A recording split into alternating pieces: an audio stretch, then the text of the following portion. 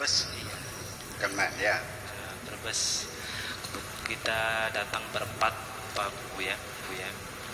Kita baru kali ini datang di pondok pesantren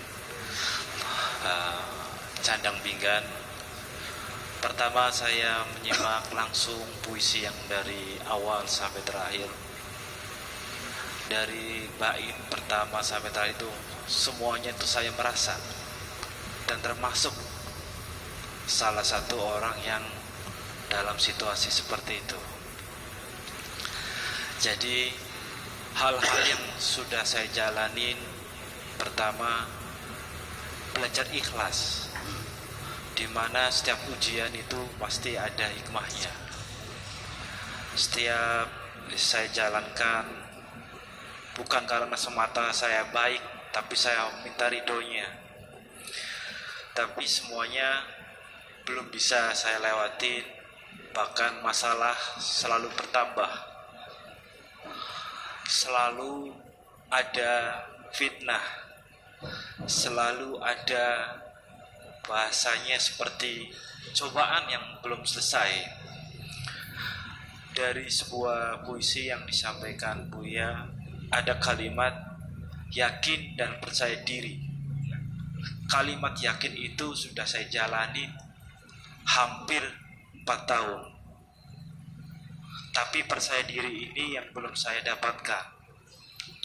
Mohon bimbingannya dan solusinya, bagaimana saya bisa mensiasati untuk lebih baik. Masalah yang kedua, di mana setiap manusia pasti punya kesalahan. Mohon doanya biar saya pribadi dan kawan-kawan yang ada di sini diberikan syafaat dan pertolongan dalam setiap masalahnya. Pertanyaan terakhir, ini terkait dengan masalah keluarga. Keluarga adalah yang utama buat saya. Tapi yang saya lakukan selalu salah dan selalu di mata masyarakat salah. Akhirnya saya belajar dari tempat ke tempat untuk menimba ilmu, dari pondok pesantren ke pondok pesantren. Semuanya sama, berbuat baiklah kepada orang tua. Tapi lain cerita, orang tua saya pribadi belum bisa lihat kebaikan apa yang saya lakukan. Semoga dengan adanya acara ini orang tua saya bisa melihat langsung. Oke. Saya hampir 1 tahun nggak pulang.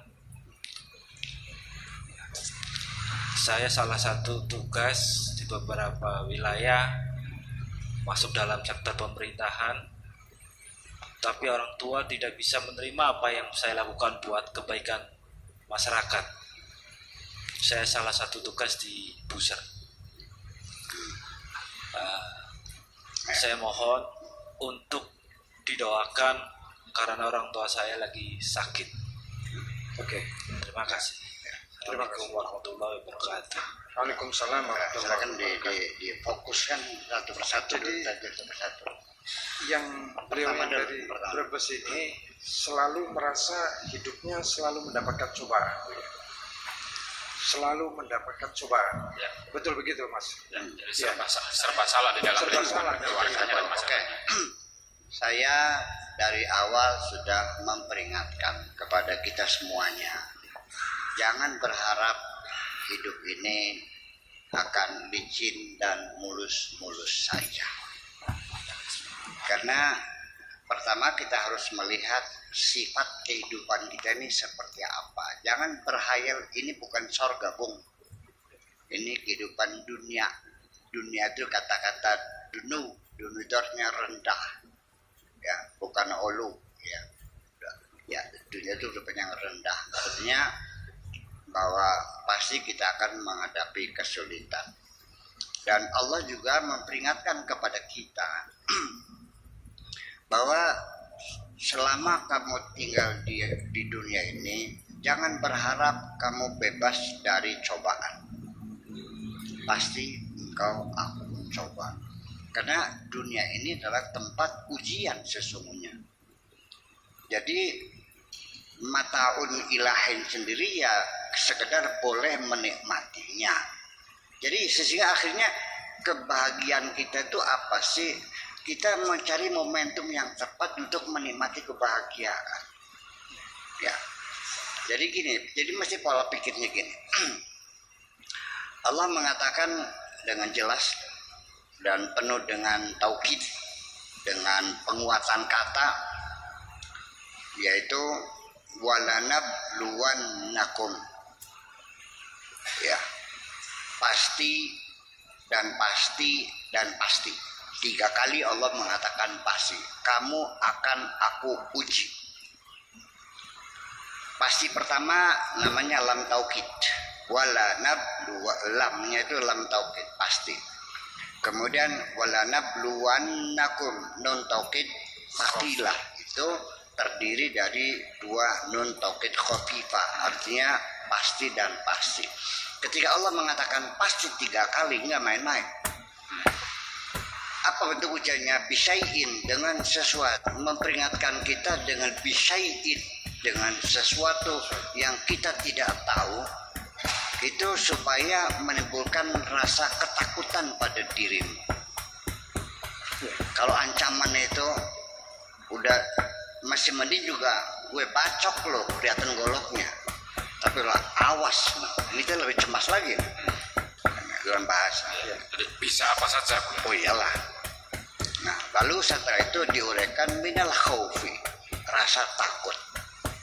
Rasa takut itu selalu melekat pada diri manusia. Bahwa insting yang pertama kali muncul pada manusia pada usia dini itu memang asalnya rasa nyaman dan tidak nyaman. Nyaman, dia tidur. Kalau tidak nyaman, dia nangis. Setelah disusuin, dia tidur lagi, nyaman. Nah, kemudian rasa takut yang muncul pada anak-anak balita, anak kecil, itu takut jatuh.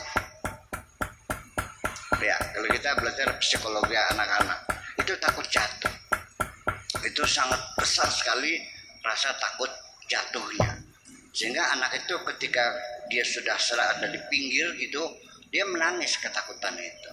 Jadi rasa takut ini adalah memang pembawaan sejak kecil mula, dan itu rasa takut itu, tetapi ketika takut itu ada perangsangnya, ada sesuatu yang memang wajar ditakuti, lihat ular, lihat macan, itu ketakutan yang wajar. Tetapi ketakutan itu kadang-kadang muncul tidak ada perangsangnya. Kok nggak ada apa-apa kok, meremang-remang bulu roma. Nah itulah akhirnya sampai melihat wajah sendiri ketakutan, itu sudah namanya penyakit, namanya psikopat. Ya kan? Namanya fobia, rasa takut itu. Ya. Mau kencing sendiri takut, di rumah takut, semua ada ketakutan. Nah, ketakutan itu sampai akhirnya orang itu lari-lari sampai telanjang. Ya, seperti ada yang mengejar-ngejar, itu sudah fobia.